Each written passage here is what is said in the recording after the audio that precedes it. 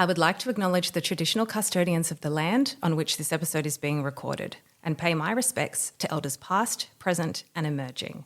I extend that respect to Aboriginal and Torres Strait Islander peoples today.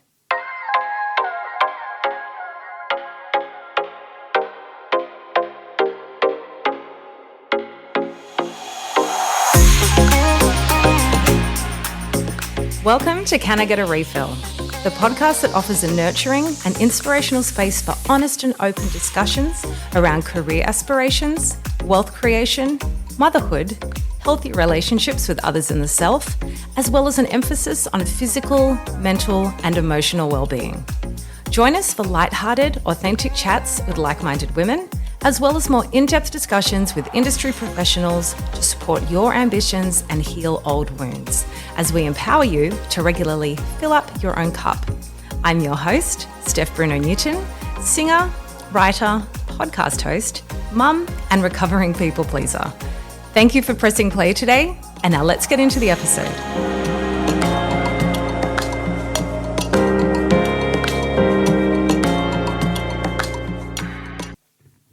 Hello, my friends, and thank you for pressing play today for another episode of the Can I Get a Refill podcast. Last year, we focused a lot on filling up our cups and recharging ourselves.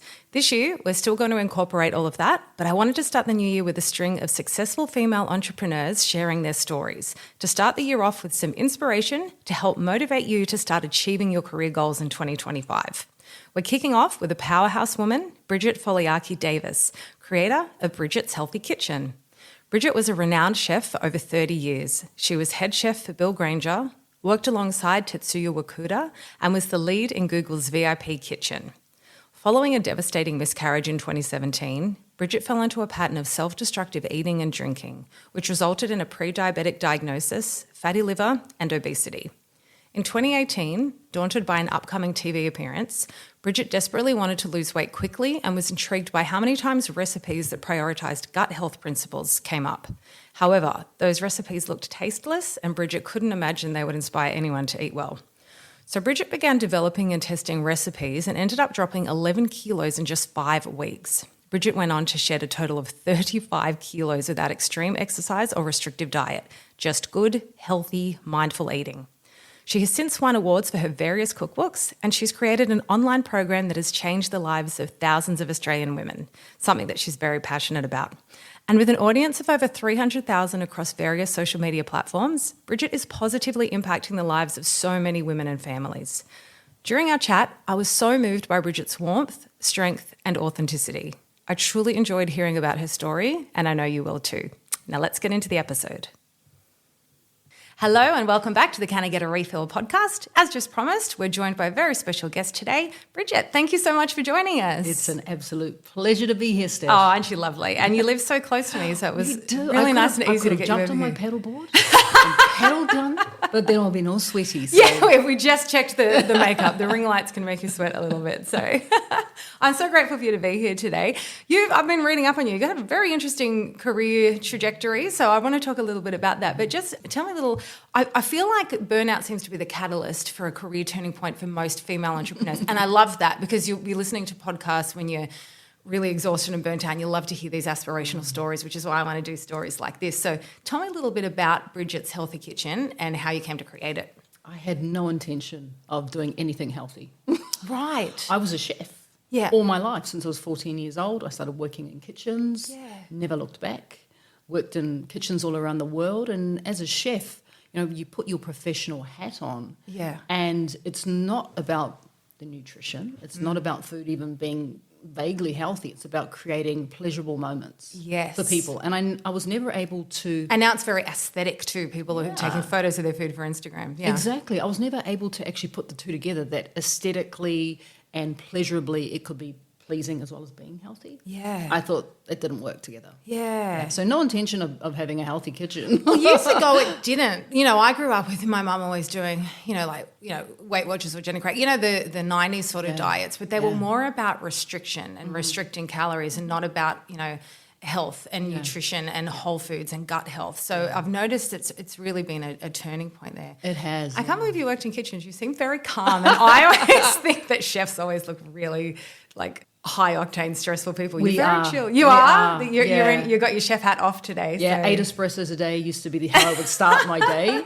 before I would even, set foot in the kitchen. And it was, you've got to play the game. Otherwise, you go under pretty quickly. Yeah. It's a cutthroat industry. Absolutely. So talk to me a little bit more about the burnout and why you pivoted. Well, I got into my 40s. Yeah. And, the kids were getting a bit older. Yeah. I've only just started at my 40s, so I'm in a different wavelength. Yeah, kids were getting a bit older, and I realised I didn't spend very much time with them at all. And I'd been focusing on this career that I'd been building. Yep. And the career kind of took me down. My body was getting older. This is the struggle for women all the time. Yeah. You want to do it all, but you can't do it all at Yeah. once. And you want to be there for your babies and you want to spend time with them. 100%. But you don't realise until you meet them. So I was always about career, and then I met Leo and I'm like, oh my God, I don't want to leave the house. I want to be with you. I was just telling you, my sister-in-law very kindly came to babysit him today, and he left and cried, and I just struggled. I haven't seen that yet because he's normally with myself or my husband. But no, that's a real thing for women trying to balance. It is. But I've been a mum since I was 17. Wow. So how many children do you have? We have 3 biological children. Yep. But we've had probably 15 children come through our home. Oh. In the last You're one of those 20 angels. years. Yeah, we've had a lot of kids come through. So my husband's amazing, and he's always been like a stay-home dad, working from home. So he's been able to do the things while I was off having this career, working 120 hours a week. Having that helpful partner is just vital. He's been amazing. Yeah, the support. He's been and still amazing. Yeah. Oh, isn't that lovely to hear? Yeah, still my biggest supporter. Right. Absolutely. Well, talk for someone who doesn't know Bridget's Healthy Kitchen, just tell us a little bit about that business. Well, when I got into my 40s, I realised that the body was no longer as willing or as able to do the things that it had done so easily in my 20s and my 30s. Yep, I hear. And I got into this age range, and perimenopause kicked in. Yep. And I realised that my body was not behaving itself anymore. And along with that, I began to lose interest in the long hours and that sort of drive you have to, at one stage we had over 100 staff that were under my control. Was running 2 gastro pubs in Sydney. I owned 2 pubs. Wow. Yeah, it was full on. You've done it all. was full on. And I realised that I wasn't having much of a life. And at the same time, my body was taking a massive toll, massive hit. Yeah. Yeah, physically, mentally, spiritually, emotionally, everything was going. It's all linked. It all happened at this, it literally seemed to happen within a space of about 18 months. Yeah. As I went from someone who's quite fit and active, and doing the things, and then I couldn't do the things anymore. Yeah. And my relationship with my husband really started to struggle as well. We started to struggle because... Well, if you don't spend time with each other, absolutely. And when I was home, sleep, get up, go back to work. And I find these sort of things affect women more. This is my personal opinion. I think it's also hormones and, emotional. I don't know. I just, any sort of burnout really affects me. Yeah, absolutely. You're getting these massive hormonal crashes, which I didn't know there were hormonal crashes at the time. I just thought, things aren't working. What do I do to change it? Well, that's right, because I talk about this a lot. We had an episode on cyclical living, because you'll look at your partner and be like, oh, he's not getting tired. I do that with my husband all the time. Yeah. They're on a 24-hour cycle. We're on a 28-day cycle. It's entirely different. Yeah, absolutely. And kind of realising that things are changing, but not knowing how to meet the changes, just trying to do what we were doing back in our 30s, but it doesn't work when we get into that new phase of life. I'm right there with you. No, I am right there with you. It almost felt like I'm trying to do something that I thought I was supposed to be doing, but it's not feeling right. I heard an influencer say the other day she was doing something. She's like, I had to ask myself, am I doing it because I want to do it and enjoy this, or because it's a trend? And she's like, then I had to step away. But it's true. You got to go with what feels right in your gut. And, absolutely. And talking about gut, that's what I started looking into. Yeah. So around about 42, yep. I was depressed. Yep. So I would hardly leave the room. I'd leave my bedroom to go to work, and then I'd come back home, lock myself away. House full of people, house full of kids. I'd feed them, and then I'd literally lock myself in my room. Yeah. I'd put on just under 40 kilos yeah. in a couple of years. I was pre-diabetic. I had a fatty liver. I was drinking half a bottle of vodka a day. Oh, yep. And I had just had a miscarriage. So everything kind of compounded. Yep. And I hit rock bottom. In fact, I always say that I lifted the rocks up and hopped underneath them and then covered myself back up with the rocks. I love a real visual. Yeah. And I was just like, I'm just going to stay here. Yeah. Because I couldn't deal with anything. I was just struggling with getting out of bed. I was struggling with energy, mental mental clarity, just brain fog all the time. And my diet was terrible. Feeling. Yeah. It's an awful feeling. Yeah. Every area of your life suffers. Yeah. And you just feel like you're in this kind of this vortex, and you're like, how do I get off? How do I make it stop? And it's hard to pull yourself out. Like the healthy, strong you can pull yourself out, but the you under the rock, it's really hard, isn't it? It's hard. It's more comfortable to stay under the rock. It is. Because like no one can see me, and I can't even see myself. Yeah. And I was so horrified at what I had become. Like, I wouldn't even look in mirrors. I used to get changed with the lights off because I did not want to even visually experience how far I felt I had fallen. Yeah. That rock bottom happened big time. Yeah. And talk me through then the business. So then what did you create? Well, I started locking myself in my room. I'd become a recluse. Yeah. And because I didn't want the world to see me, it was really the struggle that I was having internally with myself. How could I have let, I was feeling a lot of guilt, a lot of mum guilt as well, a lot of wife guilt, a lot of work guilt. It sounds like shame too. Yeah. Like, how could I let myself get this way? Exactly. So I was locking myself away. And I've always been an avid reader, and I've always wanted to write a book. Yeah. So I was like, I've got all this time. Laptop came out, and I just started writing. And I was writing a cookbook because I thought at least I can surround myself with the things I love, which is my food and my recipes. Yeah. So it was a book of love. It was a book of all my favorite recipes. So all the things that gave me great comfort, because that's what I was looking for. And I was like, I'll just send it away to a publisher. You never know, right? You never know. And what do you know? They came back and went, yep, we're going to publish this. I was like, oh. Do you remember how many publishers you sent it to? I think maybe 5. That's good. That's a good strike rate. I think it was 5. It wasn't many because I wasn't sure that it was going to be a success. I was just like, let's do this. I've written it now. Let's do it. All successes that I see, they come about because someone had a passion for creating something, not how am I going to make money? Yeah. You know what I mean? Oh, because people absolutely. feel the passion behind it. Yeah. And, I'm a big believer in the universe, and things happen for a reason. And when bad things happen to me, I resist. When you resist, like, no, I don't want this to happen, or I wanted this outcome. And then you look back and you're like, that had to happen for me to get there. 100%. That was the moment for you that needed to happen to put you on the path that you were Otherwise, destined for. I never would have written the book that I so badly wanted to write since I was a little kid. Yeah. So I sent it off. Yes, we're going to publish it, but because we're publishing it, and it was a book of comfort food, not healthy food, you need to go on television and to do a little cooking class. It was one of the national morning shows. Oh, wow. And do a little cooking class and introduce your book. And I was just struck with fear. Absolutely. Yeah. But because you were hiding. You were in your hiding mode. Yeah. Absolutely. And so grabbed out my laptop and just started madly Googling how to lose weight fast. All my your searches. Algorithms, girl, would have been. And I was just diet shakes have been coming up on your feed. Literally, madly Googling. And I didn't want to do any of the shakes and stuff like that. Right? No, they're not.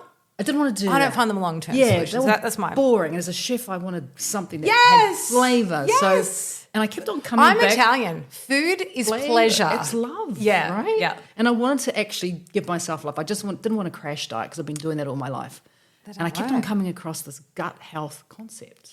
Like heal your gut, heal your body. What year is this, by the way?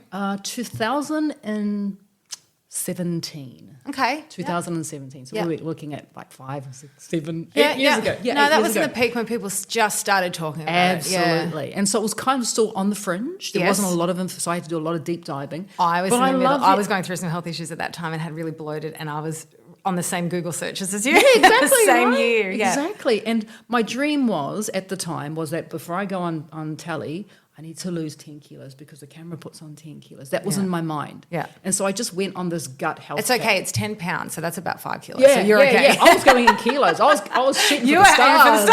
I was like, let's do 10 kilos. So that was my goal. Overachiever. I got 5 weeks to go on TV. I want to lose 10 kilos. Well, in a month. That was my goal. So I just went into the gut health, dove into it, left my room, and just made one healthy meal. Because that's all I could focus on. I'll just make the next meal a healthy one. And that's how Bridget's Healthy Kitchen started. I love that. You left your room because you had a purpose. Yeah. And I like how you kept it simple of just make one healthy meal. I was too overwhelmed to think of anything Overwhelmed. else. So my husband was a PT when I met him, and he would get really frustrated if he'd get clients that really just didn't want to be there or didn't make changes. So he used to say to me, if you implement all these changes, they don't do it, they don't come back. So I used to say to them, drink an extra 4 glasses of water this week. And then the next week he'd add something else. So one step at a time. Yeah, one step at a time, one healthy meal at a time. Yeah. So I just focused on that healthy meal and kind of made it, stood back and went, I hope it tastes, like that sort of, And it was delicious. And I was like, oh, God. Right. Do you remember what it was? Yeah. No, I don't actually. Okay. You just remember it was delicious. I just remember it was very delicious. And I was like, okay, I'll do that again. And then I just did it again. And I just focused on what was directly in front of me, which was that one healthy meal. Yeah. And I, without even realizing it, the weight was literally, and inflammation was dropping off me. Yeah, inflammation's was huge. dropping off me. And my husband was the first one to notice because I was kind of busy doing, things as you are as a mum and working. Yep. So I wasn't really paying too much attention. Yeah. I just knew that these healthy meals tasted good. Yeah. And I was feeling better and I was smiling more. Yeah. I was coming out of my room. Well, you're not going to reach for the junk food if you've got a tasty, filling meal in front of you. And that's my issue with shakes. You're going to get hungry. Your body wants to chew food. Absolutely. That's why we have teeth. Yeah. It's like, hello, we have teeth because true. we are the type of mammals that need to chew our food, break it down, and then the rest of the process happens in our tummy. Whereas shakes, all the processing's been done that for adds us. to the gut health as well. I had a naturopath once. It was in the height of COVID, and we were doing a Zoom session. She was making me chew one olive in front of her, and I had to chew it so slow.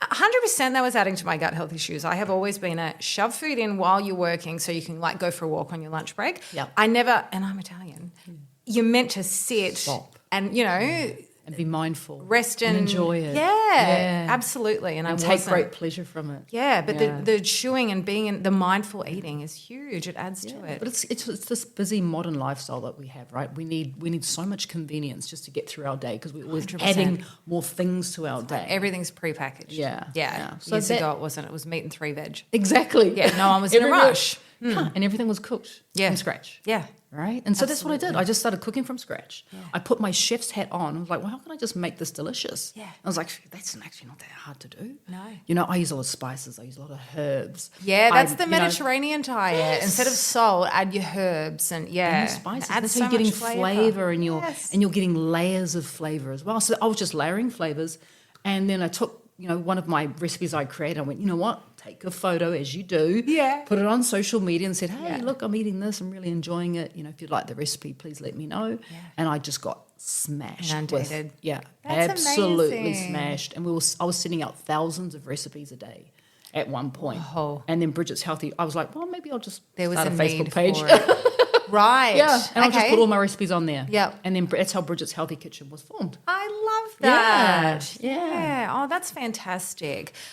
You've had a very interesting health journey, and you mentioned in one of your Insta posts that food is medicine. Love that line. Talk us through why you think that is and how you were able to lose 35 kilos sustainably and turn your health around for the better. Well, as I was saying, my dream at the time was to lose 10 kilos, right? Yeah. Before I went on TV. By the time I got onto TV, I was nearly 12 kilos down in 5 weeks. Oh, my goodness. And I was just on top of the world. And it You weren't wasn't even physically, trying. I just felt really good. Yeah. I was just happier. No, it's not about the aesthetics. I know to yourself that might matter. It does, I like to feel nice. I like, I bought a lot of these outfits while I was pregnant and couldn't try them on. So I've just tried things on. I'm like, nope, that doesn't fit over my new hips. And so I know it does feel nice, but it is about how you feel. It's the internal feeling. Yeah, and I just 100%. felt good. Yeah. And I just wanted to laugh and smile and hang out with people, which I hadn't done for such a long time. So by the time I went on TV, because I was so busy, I forgot that I had to buy a smaller sized chef's jacket. Okay. So I went on TV with this. I looked like I was wearing Grandpa's chef's jacket because I had lost so much. I did not care. I was just in my element because I had done something that I didn't think was possible, which was to actually start to enjoy these new changes I was making to my lifestyle. Yeah. Yeah. So, and I bet your relationships improved and your energy improved. Absolutely. Yeah. You get a zest for life when you feel well. You do. And also when you have a purpose. I always talk about this. I had a business episode not long ago. A sense of purpose. When you're working towards something that's giving you pleasure or other people pleasure, it makes you jump out of bed in the morning, doesn't it? It's something to do. And I was so impressed with what I was eating. I just kept on creating recipes.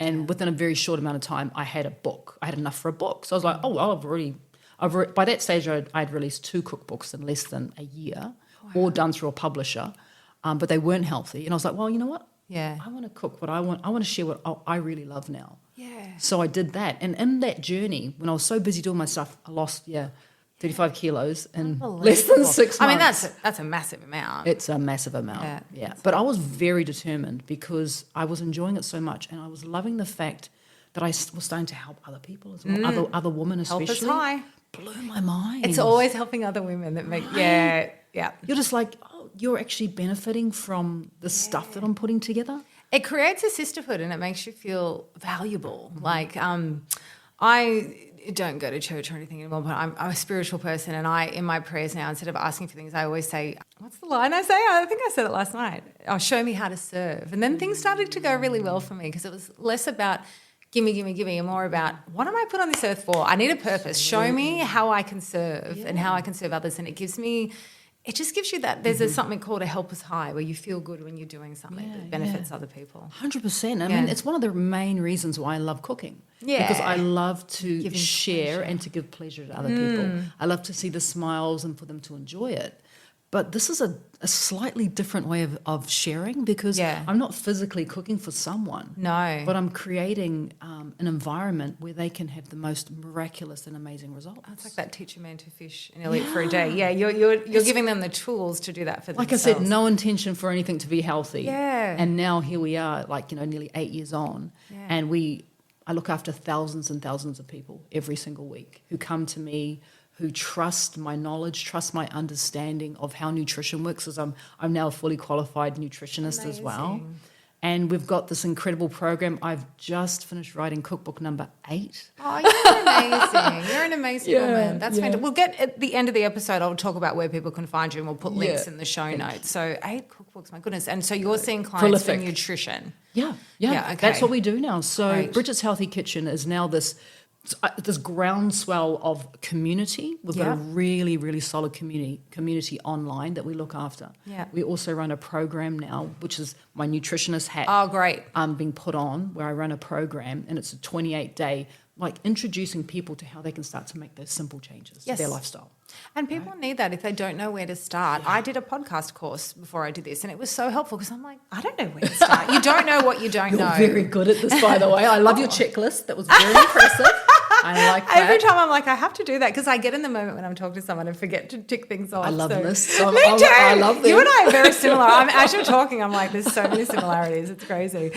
Yeah. Yeah. And because I'm someone who is walking and talking at the same time, right? Yeah. I've got skin in the game. Oh, yeah. I'm not the sort of person who has always been, in a really good shape and really good health. I'm someone who's gone, remember, under those rocks. Yeah. So I can relate to a lot of the women and the men that come our way. And I think they can relate to you. Absolutely. And I think that's the difference. Yeah. I'm finding that even with the podcast, the more I say really vulnerable things, the more, traction you get.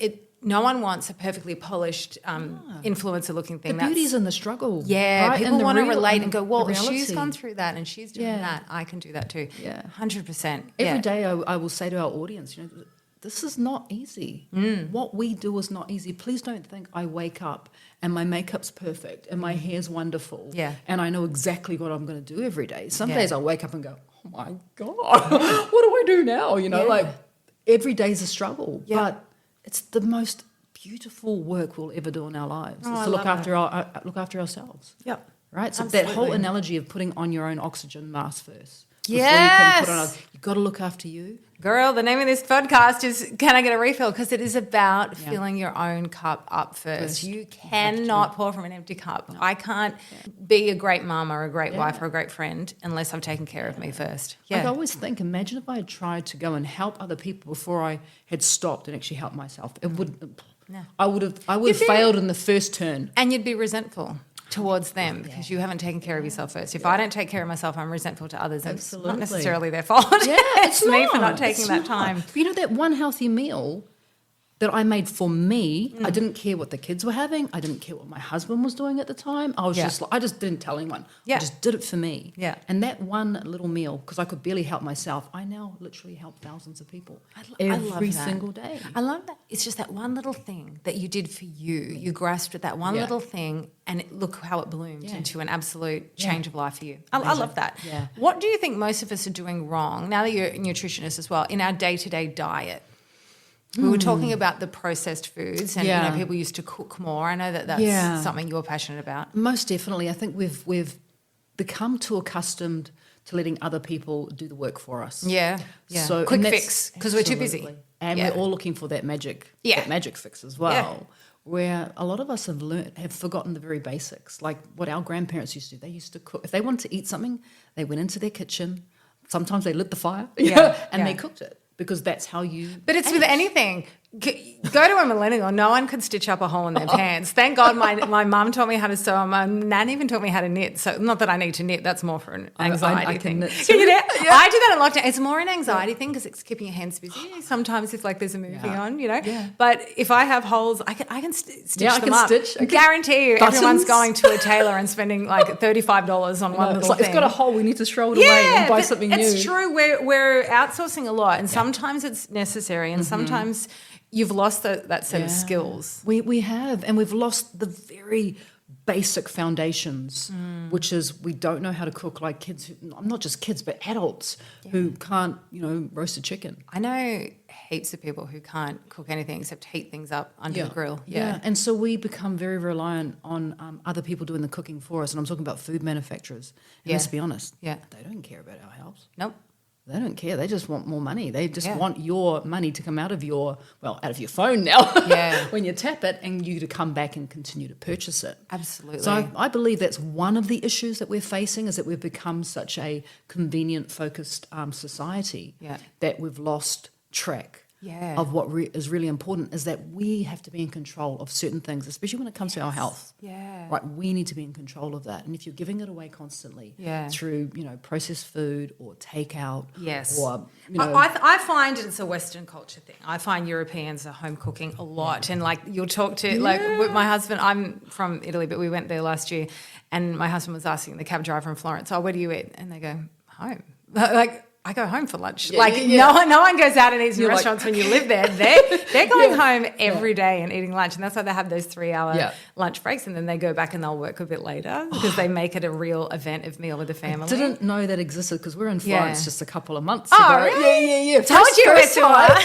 First time we're in Florence. I love Florence. And I didn't realise we were in Florence, but we were in another part of Italy. And we thought we'll just stop. We've just come over the French border. Oh, we wow. come from Menton in Monaco. We come over the border. Beautiful. We thought we'll just stop there and get a pizza. It's between 3 and 5 p.m. And they looked at us like, we don't serve food between 3 and 5. No. I'm like, okay. Yeah. No idea, right? I know. They all go home. It's not like in New York you can eat a steak at 2 a.m. Like you can do anything at any hour. I know, it's completely different. Just real quick, because on that analogy, did you watch Emily in Paris?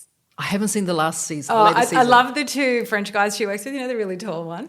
And she gets a shipment of food from Chicago brought in, and there's a frozen pizza, and he's like, my God, it says this can last for 3 months in the freezer or whatever. Because that's crazy to them. But the reason prepackaged food is lasting so long is because of all those additives. And that's why you're saying they don't care about us. They care about the products lasting. They really don't. It's got to be shelf stable. It's got to have mouthfeel. Yeah. The bliss effect, which is they've perfectly, engineered it. Yeah. That you can't stop eating it. I know. Regardless of whether it's good or bad. And right? occasionally I'll eat a protein bar if I'm stuck out. But it's the aftertaste for me. I'm like, it doesn't taste like food. It tastes like a science experiment. Sometimes, you know what I mean? Like something that you cook tastes like food. I have this philosophy that I don't call food good or bad. I call it food or non-food.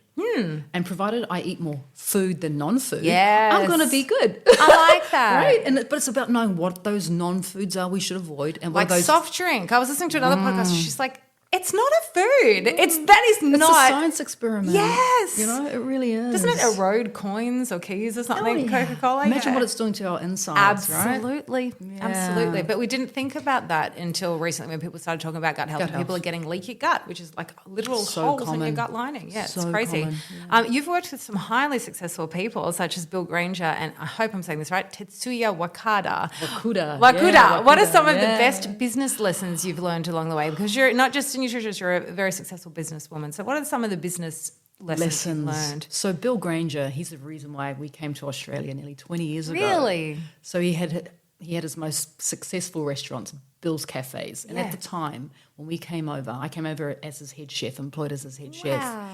And it was the most popular restaurant, cafe in the whole of Australia. Wow. It was incredible. We had queues out the door from, for an hour before we would open, the queues would start forming. A name helps. Yeah. What's he like? Amazing. Yeah. So this is the business lesson I learnt from Bill. He was always smiling. Oh, I love that. He's a happy guy. He was a really happy guy. Unfortunately, we lost him in December just recently, which was just so incredible. So tragic. You So saw tragic. everyone come out of the woodwork talking about him. People were very affected. Yeah. Yeah. Because he was an amazing man. He had just the biggest personality, and he just made you feel good about being part of his team. Yeah. And that's something that has gone with me throughout my entire career. Culture is everything in successful businesses, but also from a customer perspective, they're buying you. And as you're saying, he's always smiling. People want a piece of that. People want to be around that. They do, right? If you had a boss who was constantly on your back, it You would don't be wanna so go. much hard. Exactly. You don't feel like going. You go because you have to. Yeah. And when you're working in a really, really busy, I'd never worked in a restaurant that busy. That was in my entire career. Yeah. And then I stepped into that and it was just like, oh my God. But then you have this guy coming in, hey, how's it going, guys? Yeah. And it was just like, oh, okay, that's cool. It just kind of makes you feel like you're doing it for a bigger reason than just getting that paycheck at the end of the week. Yeah. So he was amazing. Tetsuya Wakuda, at the time that I was working with Tetsuya, we used to do little cooking class videos together. So he is the most amazing chef, one of the best chefs in the world. I don't know One of the much best about him. chefs in the world. So he used to run, he had Tetsuya's here in Sydney for nearly 30 years. Yeah, I know It was of that, named as one of the top 10 restaurants in the world. Wow. So Japanese with a bit of French influence, Aussie influence as well. Japanese is one of my very beautiful man, but very shy. So they would bring me into the videos just to make to talk to him while he's cooking. Otherwise, he would just cook. Really? And they would film the video, and he would not say a word. Right. So my job was just kind of get a bit of, hey, how's it going? What are you doing? Yeah, you're perfect for that. Yeah. Yeah, and just again his calmness. So from Bill, I got this beautiful smile and this wonderful energy. With Tetsuya, you just got a calm steel, but always happy too. Yeah, really happy. That's really nice. What you've taken away there, not like particular business things. It was more the type of persona. Yeah. I like that. Those things stick with people. You know, what's that expression? People will never remember what you said. They'll always remember how you made them feel. Yeah, and that's why Bill Granger's legacy is so good. So good. Yeah, oh, that's lovely.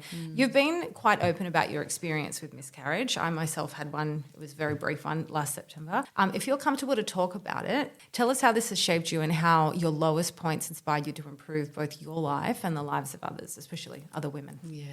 Well, it was a later in age miscarriage. Not that makes it any easier. No. Not that makes it okay. In fact, it felt worse. I'd had a miscarriage when I was younger. Okay. And then went on to have successful pregnancies after that. Yeah. But having one when I was in my early 40s, it felt like that was it. Do you know what I mean? Like my fertility, my womanhood was done. When you were young, you were probably thinking, well, I can try again. Exactly. And it was probably you coming to terms with maybe this is it. Yeah. And sadly it was it. And it was harrowing that we had got me to... right in the field this morning. I'm a bit emotional today. Yeah. And you kind of just feel that, I felt like I lost a piece of me. And I didn't think I would feel that way because we've got these beautiful children already. No, and it never matters. And see how the women sort of preface with, and I was like, it was only a brief miscarriage because I'd only found out I was pregnant on the Wednesday and miscarried on the Friday. Yeah. It doesn't matter. Loss is loss, and you don't realise it. And I was in bed all day. I couldn't get out, and I had to do a 3-hour singing gig that night. It was so hard, but it hits you. It does. I was like, I'll be fine. And I wasn't even trying that month. I wanted to try the next month, but when you felt the joy of thinking you were pregnant when it's taken away. Absolutely. It's really hard to explain and I never understood until it happened. Yeah. I was doing a cooking demonstration that day and so I was doing in front of about 30 people. And so after the cooking demonstration, hopped in my car, packed up, on my way home and I felt that familiar feeling. Something's not right. You're kidding. And so I'm driving home and I'm in traffic, in Sydney traffic, driving home and I could just feel the pain coming on. I just thought, no, this is not happening now, this is not happening now. I nearly crashed because I started to cry. I realised this is not right. Something's not happening. May I ask how far along-ish you were? Like first trimester still? Yeah, first trimester. Yeah, around about 9 weeks. So enough to completely buy into it. Absolutely. You're well invested by 9 weeks. Invested. Yeah. I mean, yeah, and just the joy, especially from my husband, just the joy that we, it would possibly give another. Did you feel wee little then soul. a sense of, now he's upset, like a... Yeah. Well, I felt like I'd let him down. Like I hadn't looked I didn't want after to say myself that, but enough. that's what I was saying. Yeah. Because you haven't. Because I wasn't looking after myself. That was the thing. The fact that I'd fallen pregnant during my most, I suppose, strangest period in my life, where I really was being very unhealthy behaviours towards myself, I was surprised that I'd fallen pregnant. Yeah. And so then I felt really guilty. Okay. That I had miscarried. I felt it was my fault. And who knows? Because I wasn't looking after myself. And that's something that has made me even stronger now that I am going to help other women in this situation.